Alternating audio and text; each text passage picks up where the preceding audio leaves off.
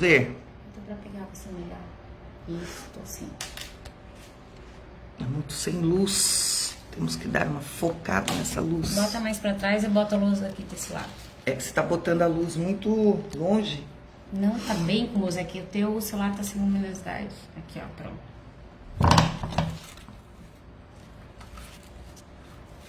Vamos lá. Vamos ver se vai sair som no Face. Vamos aguardar o pessoal ali. É verdade, pastor Cristiano. Vamos passando pela prova dando glória. A gente tem paciência. Agora sim, agora foi, né? Eita glória. Agora deu, meu povo, agora vai. Pastor Catunda diz que o assunto é muito forte, por isso que causa esse reboliço na internet. Paz Dani, paz pessoal do Facebook, minha irmã Rosivânia. Bora, agora vai, tá bom? Depois eu salvo o vídeo e jogo lá no YouTube, não tem problema. Ok, a paz do Senhor, pessoal do Facebook, nós vamos fazer aula hoje, a segunda aula. A primeira aula está no meu canal do YouTube, assista lá. Você que não assistiu a primeira aula. Você que já assistiu a primeira, bora para a segunda, para nós estudarmos sobre a mulher e o ministério. Vamos estudar dentro deste assunto se mulher pode ser pastora ou se não pode ser pastora. Se mulher pode exercer liderança, governo ou não pode. Nós começamos na primeira aula mostrando como é a origem, como Deus planejou, como Deus sonhou, como Deus projetou, fez, formou e criou a mulher e o homem e colocou-os dentro do jardim. Como que era? Era igual. A única diferença era biológica. Homem e mulher, macho e fêmea, Ixe e Isha, ambos receberam a bênção e a autoridade para governar, para administrar, para liderar.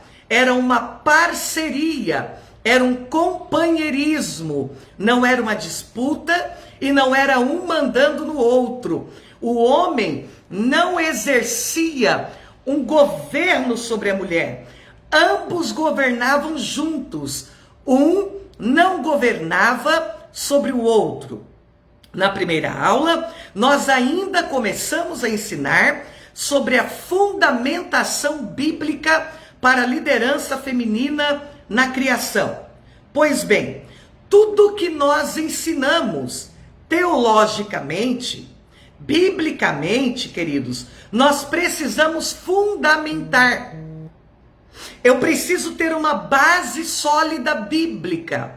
Eu preciso ter um raciocínio lógico dentro da palavra para que eu possa me embasar. E foi isso que nós começamos a fazer na aula 1. E eu vou terminar agora na aula 2.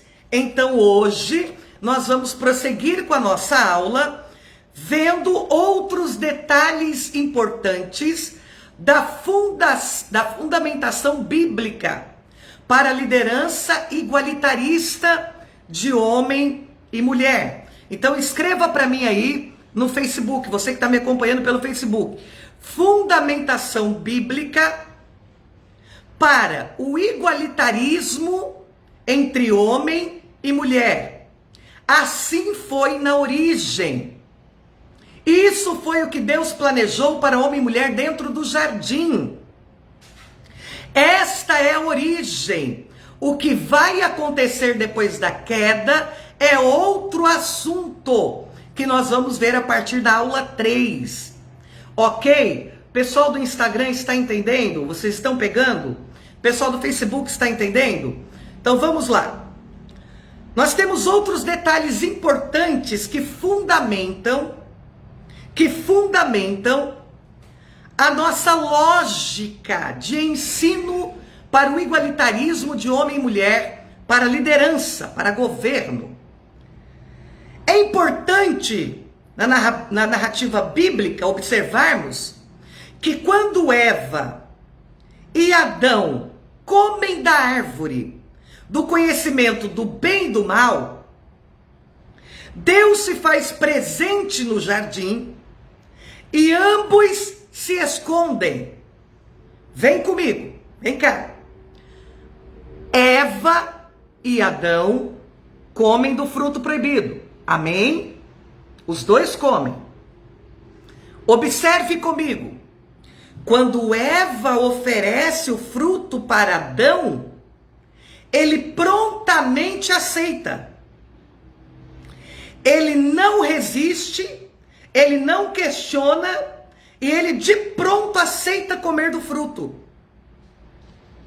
Quando Deus vem no jardim, ambos se escondem. Perceba que há uma igualdade em todos os quesitos entre Adão e Eva. Em todos os quesitos. Até no comportamento, no se esconder de Deus, no medo que eles ficaram de Deus, na responsabilidade que ambos terão agora diante de Deus, de responder a Deus pelo que tinham praticado. Então observe, ambos se escondem. Agora preste atenção no detalhe. Nesta narrativa bíblica, é dito também que Adão joga a culpa em Eva. E que Deus chama ambos para prestar conta. Preste atenção. Se Adão exercesse um governo isoladamente, uma liderança isolada, se ele exercesse um governo isolado sobre Eva, Deus não teria chamado os dois? Pensa aqui comigo, a gente está fazendo aqui uma fundamentação a respeito do assunto. Deus não teria chamado os dois? É a minha pergunta para você. Deus não teria chamado só Adão, melhor dizendo? Veja Gênesis capítulo 3. Gênesis capítulo 3, anota aí. Anote nos comentários para você não esquecer. Gênesis capítulo 3, o verso 8 ao 13, até o verso 16.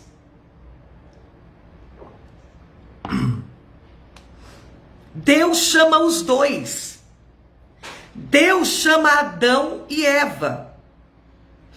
Ambos vêm prestar contas. Ambos vêm para uma conversa com Deus. Agora preste atenção. Se somente Adão fosse o responsável por cuidar do jardim, o único líder, o único governo do jardim, Deus não teria conversado com Eva também. Então, se ambos vêm ter com Deus, certamente Eva também se destaca como governante no Éden, até o momento em que Deus lhe impõe uma consequência por conta da desobediência. Quando você lê o capítulo 1 de Gênesis e o capítulo 2 de Gênesis, não existe nenhuma prova cabal, literária ou dedutiva. O que é uma prova dedutiva, Renata? É algo que você lê e deduz, dá para deduzir algo. Mas quando você lê Gênesis capítulo 1 e 2, não existe nem como, sabe, deduzir nas entrelinhas que Adão possui um governo isolado, porque não tem essa possibilidade.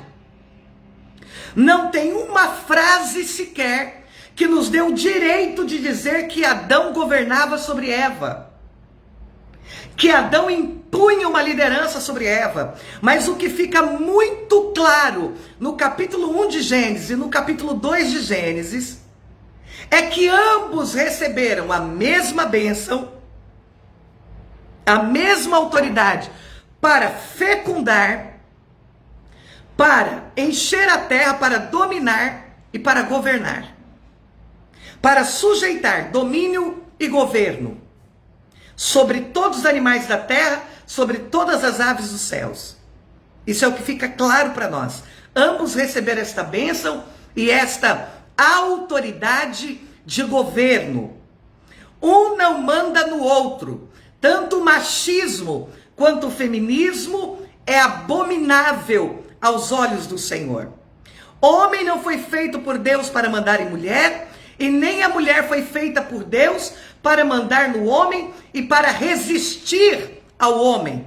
Ambos foram feitos para caminharem juntos, administrarem juntos, liderarem juntos, subjugarem juntos, governarem juntos, inclusive no âmbito espiritual, porque dentro do jardim eles eram também seres com uma ligação direta com Deus, portanto seres espirituais vivendo num corpo físico e natural.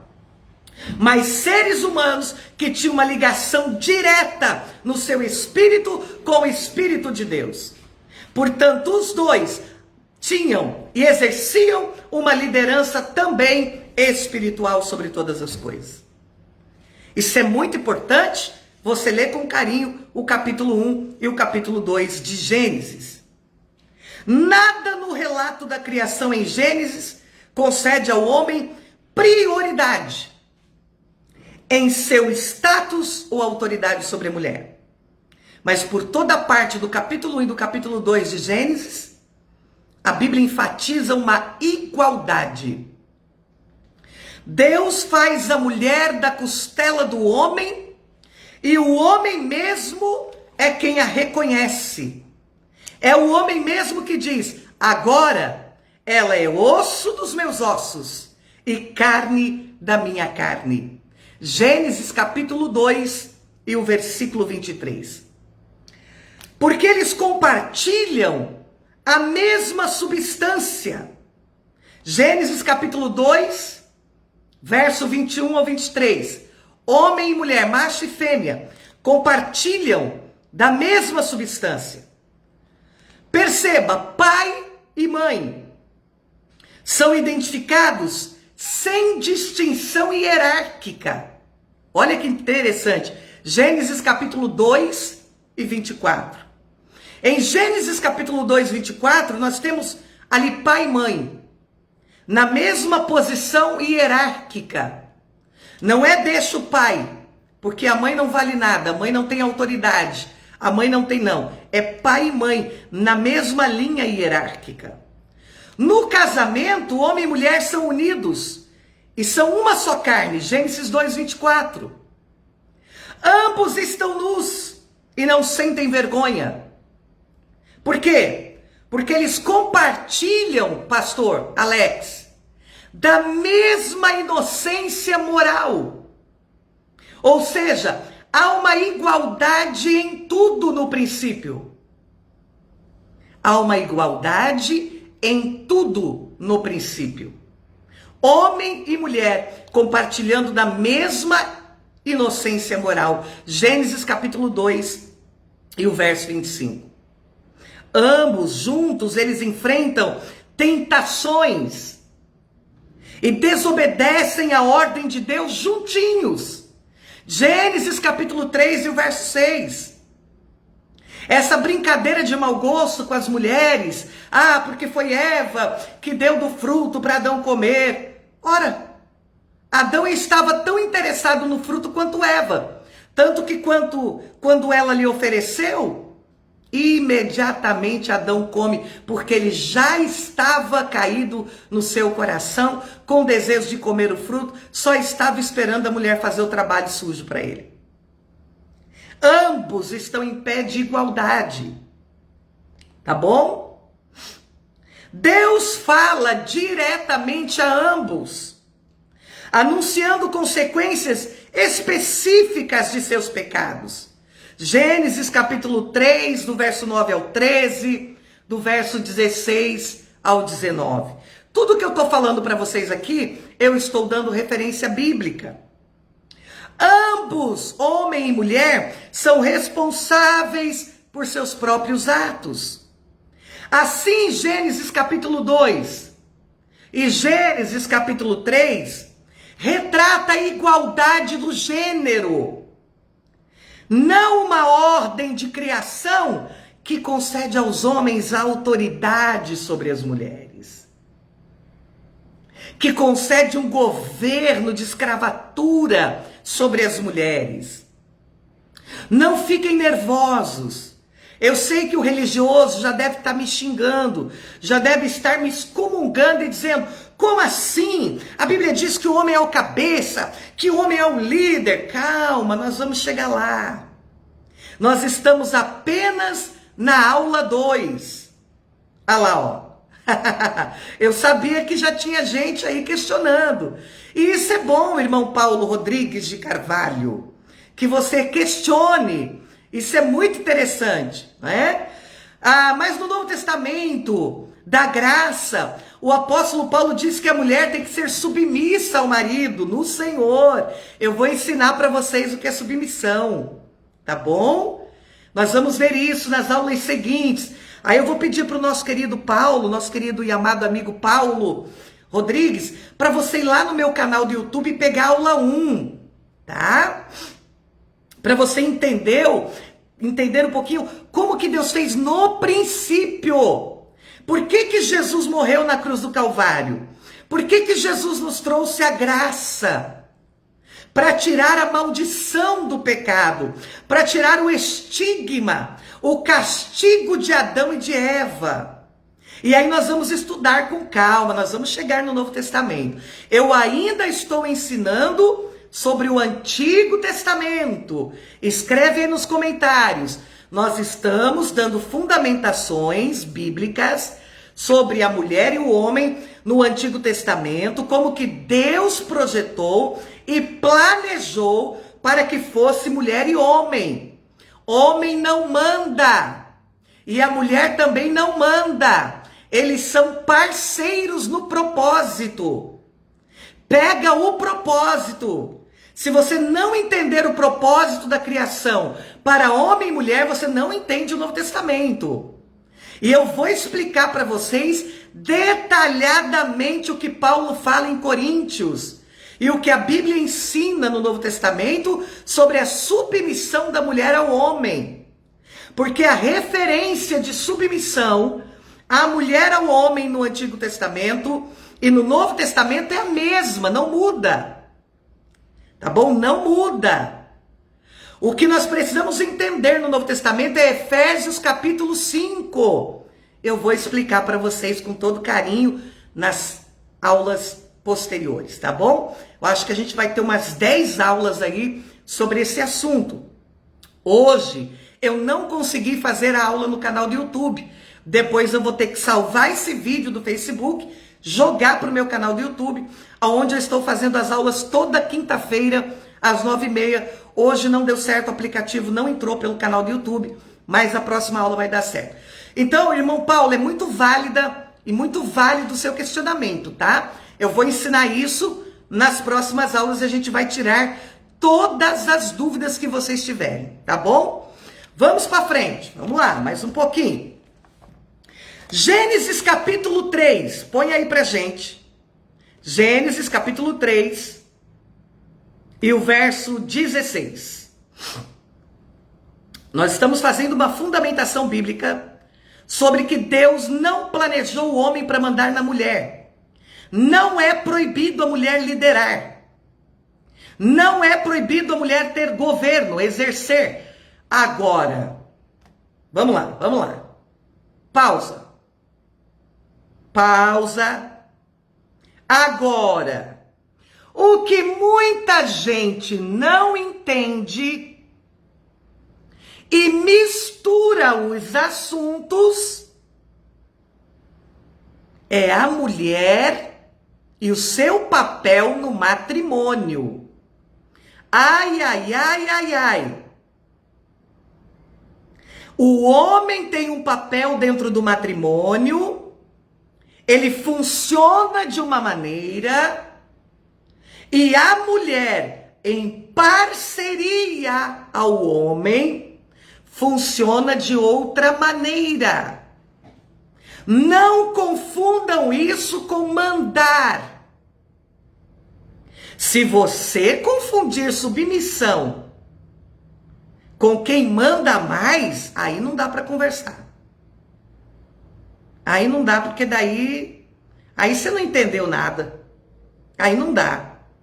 Casamento e ministério é propósito.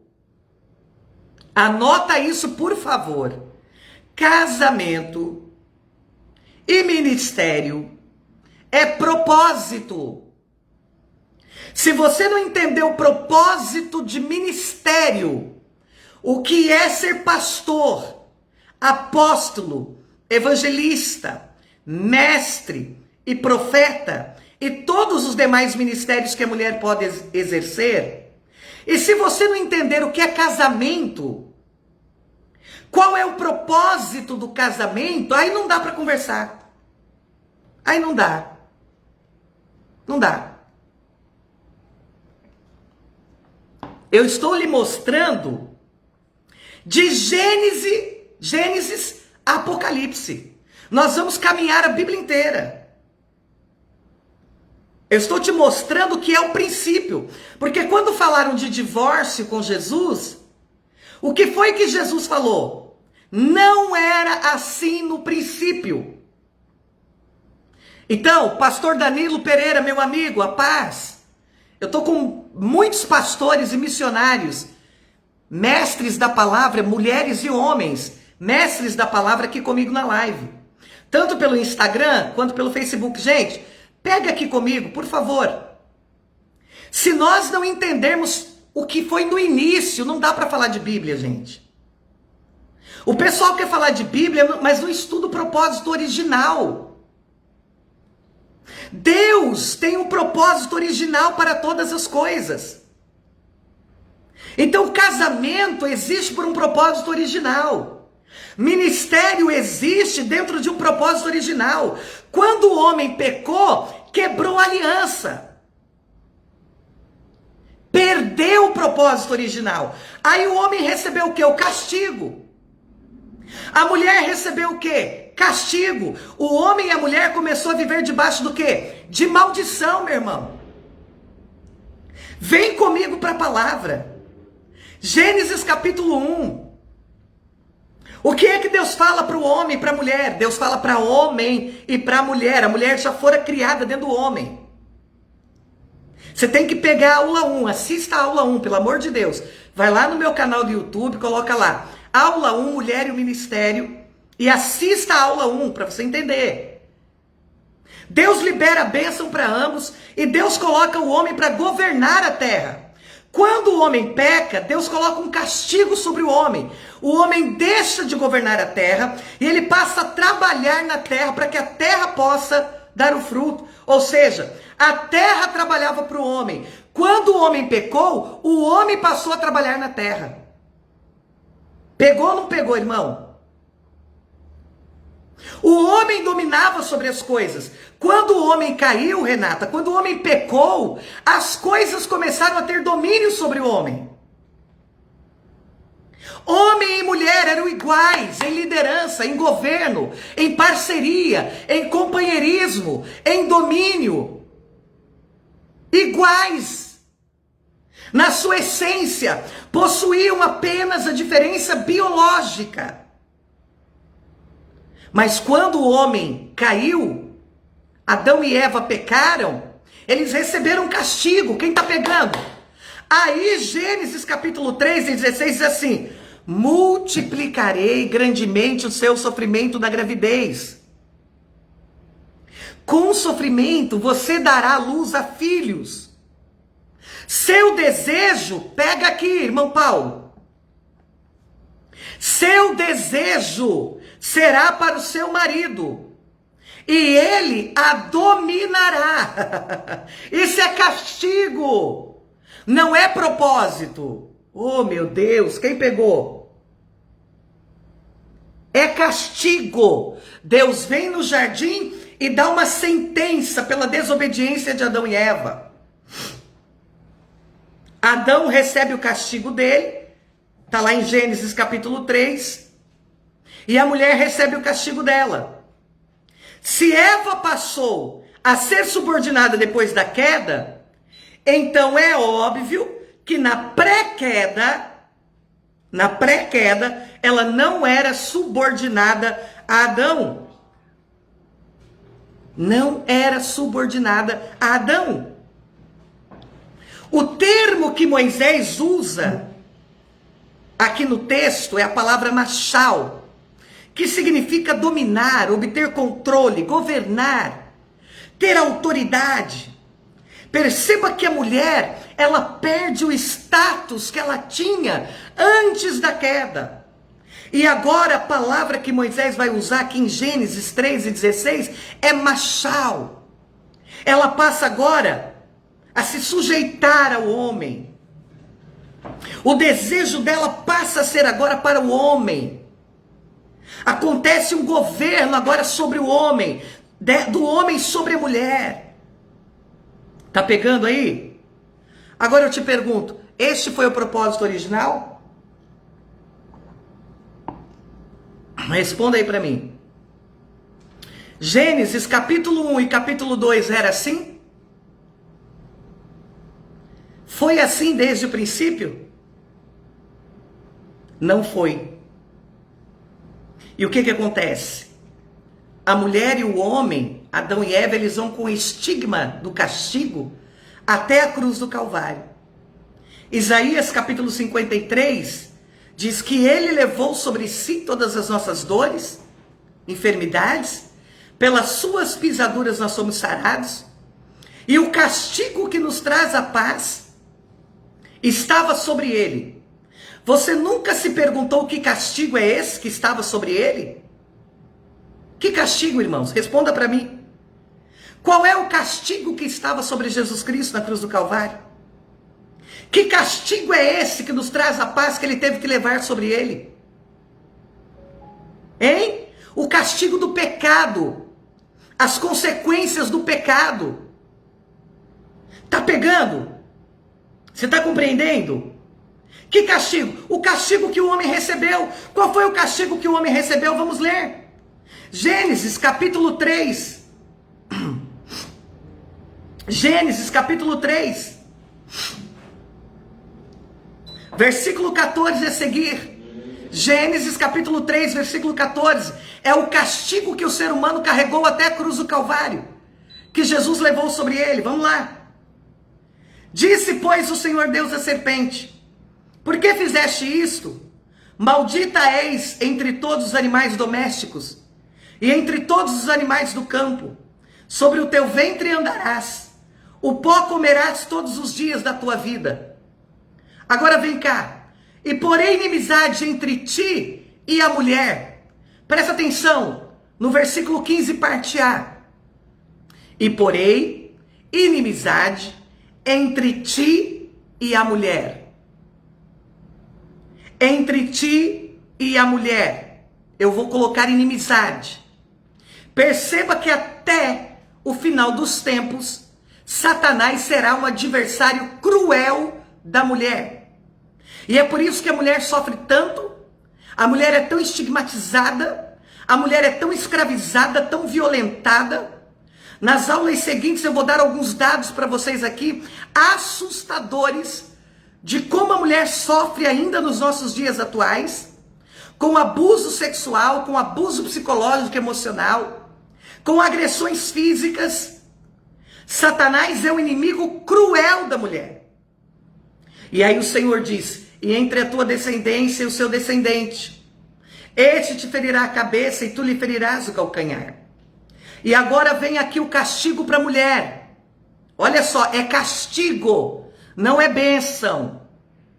Machistas não suportam essa aula. Religiosos não aguentam ouvir a verdade. Mas todo pastor sabe disso que eu estou pregando. Se eles não te ensinam é porque não querem.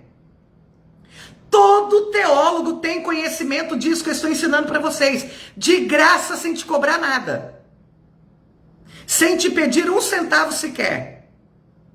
Se você quiser ajudar o meu ministério, fique à vontade. Me chame no Facebook, me chame no Instagram, me chame no WhatsApp. Eu vou te dar meu Pix, você me dá uma oferta. Porque eu vivo da obra, estou terminando um tratamento de câncer, como vocês sabem, e não tem sido fácil. Mas a palavra precisa ser ensinada como ela é, e não como nós achamos que ela é. Machismo é do diabo, Feminismo é do diabo. Deus não fez homem para mandar na mulher e nem a mulher para mandar no homem. Deus fez homem e mulher para serem parceiros dentro de um propósito. E dentro deste propósito, cada um vai ocupar o seu espaço e vai ter a sua responsabilidade e a sua função. E quando a gente chegar no Novo Testamento, você vai aprender sobre isso. Olha o castigo da mulher. Para a mulher ele disse: multiplicarei grandemente a dor da tua gestação. Em dor dará à luz a filhos. Ei, presta atenção. O teu desejo será para o teu marido, e ele te dominará. Ao homem, olha o castigo do homem, porque deste ouvidos à voz da mulher, e comeste da árvore de que te ordenei, dizendo: não comerás dela. Presta atenção. Maldita é a terra por tua causa. Em fadiga, castigo, olha aqui. Em fadiga comerás dela todos os dias da tua vida. Ela produzirá também espinhos e abrolhos, e comerás das ervas do campo. Do suor do teu rosto comerás o teu pão, e até que tornes à terra, porque dela foste tomado, pois é pó, e ao pó tornarás. Você entendeu o castigo de Isaías 53? E lá no capítulo 1 e capítulo 2, o homem tinha esse castigo? A mulher tinha esse castigo? Não. Já havia um projeto de Deus para a mulher de gerar filhos? A maioria dos teólogos hoje concordam que Eva teve filhos dentro do jardim. Tá? A maioria já concorda com isso. O projeto de Deus não era para que Eva sentisse as dores terríveis que a mulher sente hoje de parto. E então ele acrescenta dores a ela. Ele diz: multiplicarei. Pela lógica, não se multiplica nada do nada. 0 vezes 0 é 0. Tá? Então ela pelo menos tinha que sentir alguma dor. Pelo menos alguma dor. Porque 1 vezes 0 é 1. 1 vezes 1. 1 vezes 2. 1 vezes 3. Para multiplicar tem que existir algo. Tem que partir de algo. Agora 0 vezes 0, eu não tenho nada. Nunca senti dor. Deus vai multiplicar a dor do quê? Hein? Ela já tinha uma noção de gestação e de dor. Mas Deus chega agora e diz: eu vou multiplicar. Eu vou acrescentar. Isso aí. A irmã Leide dizendo, ela tinha dor, mas não era tanta. Foi uma multiplicação. Isso aí. Perfeito. Ela já tinha consciência de alguma dor. Por isso, a maioria hoje dos teólogos já concordam que Eva provavelmente já tinha filhos dentro do jardim. No seu período de moradia dentro do jardim, ela já havia concebido filhos. E ela passa a ter filho varão depois que Deus os tira do jardim. Aí é assunto para outra live, para outro momento. Fato é que Deus está multiplicando dor. Ele está castigando Eva com dor. Olha aí, são fatos realmente misteriosos, pastor Cristiano. São fatos misteriosos que daí a gente assim no momento, num grupo fechado, só com pessoas que têm uma mente um pouquinho mais aberta, dá pra gente conversar mais profundo. Porque a gente tem até que cuidar o que conversa em público, porque nem todo mundo tem a mente, não é, um pouco assim aberta para ir mais profundo. Tem pessoas que a mente é muito rasa, não consegue aprofundar. Então este é o castigo. Então fica muito claro aqui que a subordinação feminina e o ato de dar à luz com muito sofrimento é um castigo pós-queda. Tá pegando aí? Irmã Clarice, irmão Carlos, pessoal que está no Instagram, pessoal do Facebook, é um castigo pós-queda, não um mandamento da parte do Senhor. E mesmo essa consequência é aplicada apenas nas relações dentro do lar. Presta atenção. Deus está falando agora, quando ele dá esse castigo para Eva, aí Deus entra no quesito, no aspecto matrimônio. Deus não está falando de uma liderança ministerial, espiritual, de exercer uma autoridade espiritual.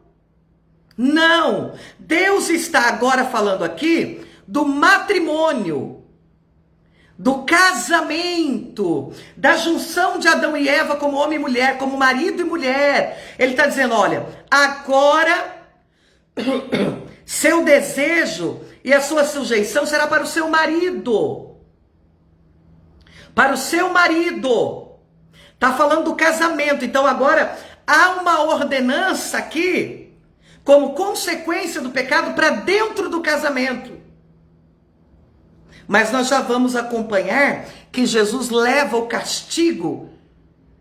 Jesus leva sobre si o estigma de maldição, de castigo, de consequência do pecado, para nos fazer livres e nos levar de volta para dentro do jardim, onde o casamento é restaurado, onde o relacionamento conjugal é restaurado, onde a liderança é restaurada, onde a parceria é trazida de volta, onde o companheirismo é trazido de volta. Eita, glória a Deus! As relações da sociedade, da igreja, ministeriais, elas não implicam neste castigo. Eva foi intensamente castigada por ter fugido do seu propósito original. Aquela que era para dominar sobre a criação acaba sendo enganada e abandonando o papel que Deus lhe atribuiu. Preste atenção, toda vez que nós abandonamos o papel que Deus nos atribuiu, nós somos acarretados de uma maldição, de um castigo que nos arranca do propósito, que nos rouba o propósito. Deus ratifica a sua queda, lhe subordinando ao seu esposo Adão. Além disso, em vez de cumprir a intenção de Deus de completar a criação da humanidade, libertando o homem de sua solidão, a fêmea, a Eva, realmente se tornou o agente do resultado oposto. Por conta dela, a humanidade alcança uma solidão maior. A solidão de Deus, pois Isaías 59 diz que o pecado, ele nos distancia, ele nos separa. Então o homem, ao invés de ter agora a companhia gloriosa de Deus, ele está solitário, porque ele está vivendo em solidão, porque ele está separado de Deus, pois o pecado separa as pessoas de Deus. Vale lembrar que esse não era o padrão pré-queda e, portanto, não pode ser tomado como modelo ideal para as discussões sobre o papel da mulher na sociedade e nas igrejas no dia de hoje. Ou seja, não era o padrão original. O padrão pré-queda não foi o padrão proposto por Deus para homem e para mulher. Como bem disse Philip Barton Payne, a hierarquia masculina sobre as mulheres não está no desígnio original de Deus. Sabe quem é contra a liderança feminina? Sabem quem não suporta mulher pastora, evangelista, missionária, apóstola? Quem não conhece a história da igreja.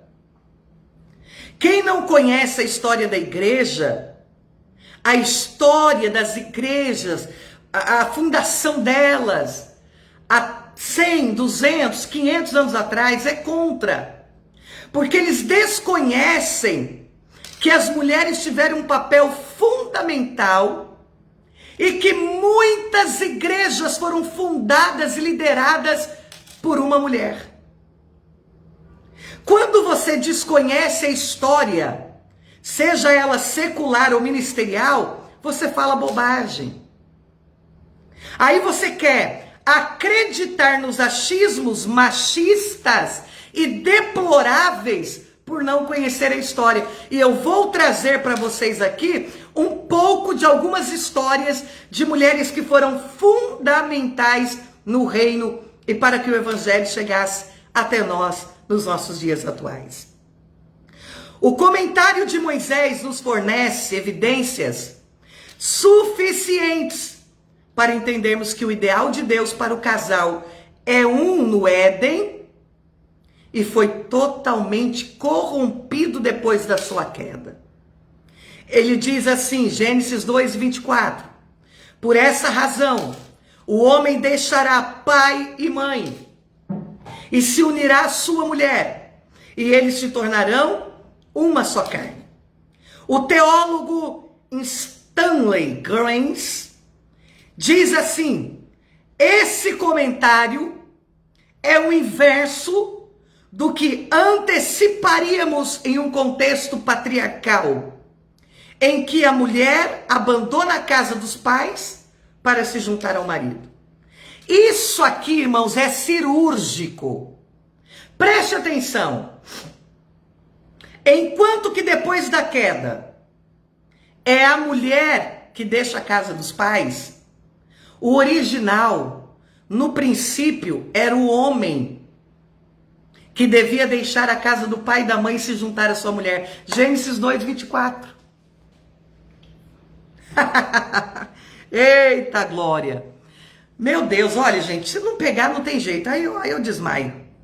Aí eu não aguento. Se você não pegar, a diferença do que Deus planejou para a origem, a diferença de como era dentro do jardim para depois da queda, ela é violenta. O que Deus planejou dentro do jardim era o homem deixa pai e mãe. No original é o homem deixa pai e mãe. É o homem que sai de casa e forma uma nova família. Agora, depois da queda, é a mulher tem que sair da casa. É a mulher que deixa pai e mãe para ir ter com o homem. Olha só. Antes da queda, nós vemos um padrão de casamento igualitário, indissolúvel, heterossexual e monogâmico. Após a queda, esse padrão nem sempre é seguido à risca. Por isso que existe a poligamia, a subordinação feminina como castigo e não como companheirismo. A subordinação, gente, do Novo Testamento não é castigo mais. Porque o castigo Jesus já levou na cruz do Calvário. Ah, não. Para de graça. Para de graça. A subordinação do Novo Testamento não é mais como castigo. A subordinação do Novo Testamento é uma atração em amor ao propósito. Ah, não. Não aguento. Escreve aí para mim, Rosa, escreve aí. A subordinação no Novo Testamento é uma atração em amor ao propósito do matrimônio. É isso que está em Efésios 5. Não é mais castigo, porque o castigo Jesus já levou na cruz do Calvário. O castigo Jesus já levou na cruz do Calvário. A submissão do Novo Testamento não é mais homem mandando em mulher. É a mulher aceitando o propósito do matrimônio e somando com seu marido em uma parceria amorosa para cumprir os desígnios de Deus para a família, para a sociedade e para o ministério. Vocês estão entendendo isso, gente? E esta submissão, ela é tão maravilhosa que em nada ela impede a mulher de exercer ministério no reino. seja pastoral, apostólico, missionário, evangelístico, de mestre. Por quê? Porque a mulher entendeu o seu papel, ela entendeu a sua função na cruz do Calvário e agora ela soma. Ela não disputa porque ela não está acima e ela não se diminui porque ela não está abaixo. Ela volta para dentro do jardim e ela começa a caminhar dentro do matrimônio novamente em parceria, em companheirismo. Ela volta a ser ajudadora idônea. Ah, meu Deus. Irmão, só te falar isso aqui não precisava mais fazer aula. Não precisava falar mais nada. Tá bom? Eu acho que só de explicar isso aí já fica muito claro.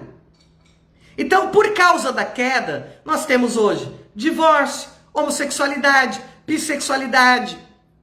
Nós temos essa destruição total de relacionamentos.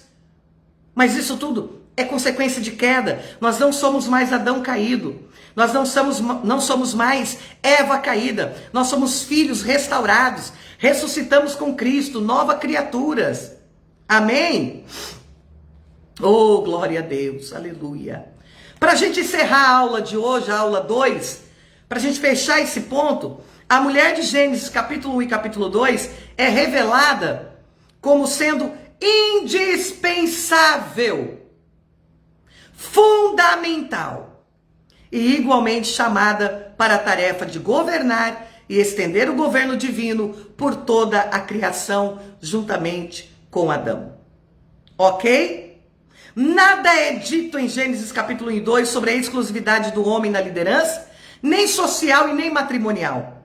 Dentro desses textos, isto ocorreu somente depois da queda.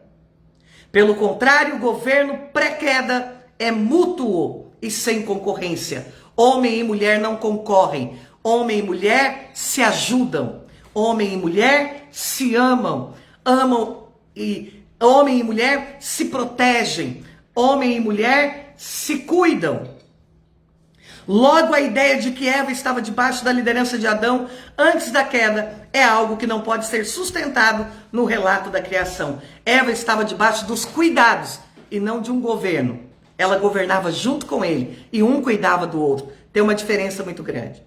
Sendo assim, no primeiro livro da Bíblia, não encontramos a Gênese somente do céu e da terra, mas também de toda igualdade bíblica.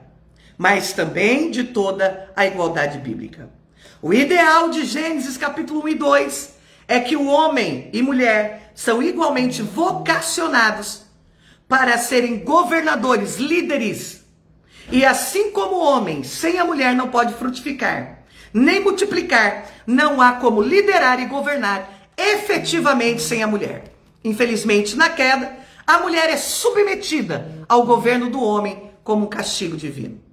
Então eu vou te fazer uma pergunta. Tem como o homem frutificar, fecundar, multiplicar sem a parceria da mulher? Evidente que não. E como que o homem pode governar sozinho e a mulher não pode? Hein? Fala ali com o meu filho Lucas, aí que ele está me ligando aqui no vídeo. Então, queridos, você já prestou atenção? Então, a mulher serve para procriar, para limpar a casa, para trabalhar fora, para ajudar na economia do lar, mas a mulher não serve para ajudar a pastorear, a mulher não serve para ajudar a cuidar de vidas, a mulher não serve para mais nada. É só para sexo e fazer filho, e limpar a casa e ajudar o homem a ganhar o seu trocado. Vocês não acham que isso é um machismo demoníaco e violento contra as mulheres? Não estamos aqui defendendo o feminismo. Ambos são pecados. Então, para nós encerrarmos a nossa aula de hoje, vamos fazer aqui uma recapitulação. Até agora nós vimos que homem e mulher foram criados iguais em valor, sendo ambos criados à imagem de Deus. Gênesis 1 e 27. Segundo, o homem e a mulher receberam a mesma vocação para o domínio sobre a terra e suas criaturas. Gênesis 1, verso 26 ao 30. Terceiro, não havia hierarquia nos relacionamentos masculino e feminino na criação original. Isso ocorreu como resultado do pecado, Gênesis capítulo 3 e o verso 16. Fechar os olhos para esta verdade revela um compromisso mais com a nossa agenda de crenças pessoais e não com o que a Bíblia ensina. Muitos daqueles que não veem liderança feminina em Gênesis capítulo 1 e no capítulo 2 o fazem mais por questões pessoais do que doutrinárias. Por exemplo, e se Eva tivesse sido criado primeiro? Porque um está dentro do outro. Deus tirou Eva do homem, de dentro do homem. E se Deus tivesse feito Eva primeiro? Qual seria o comportamento hermenêutico dessas pessoas?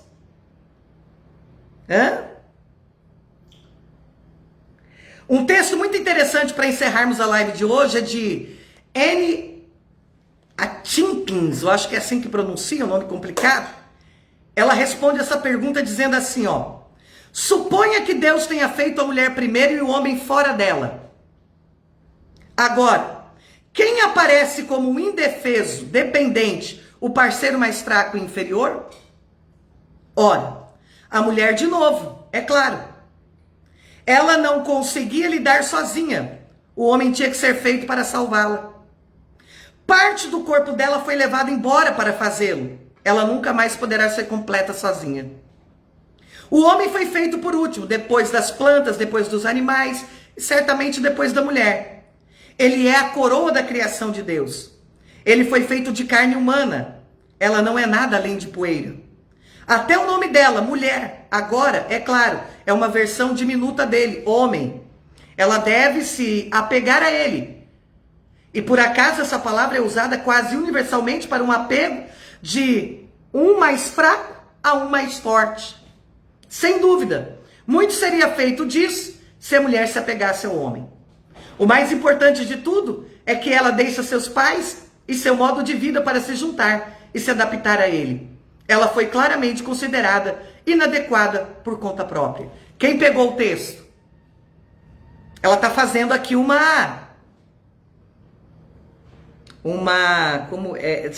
fazendo aqui um texto sarcástico, obviamente.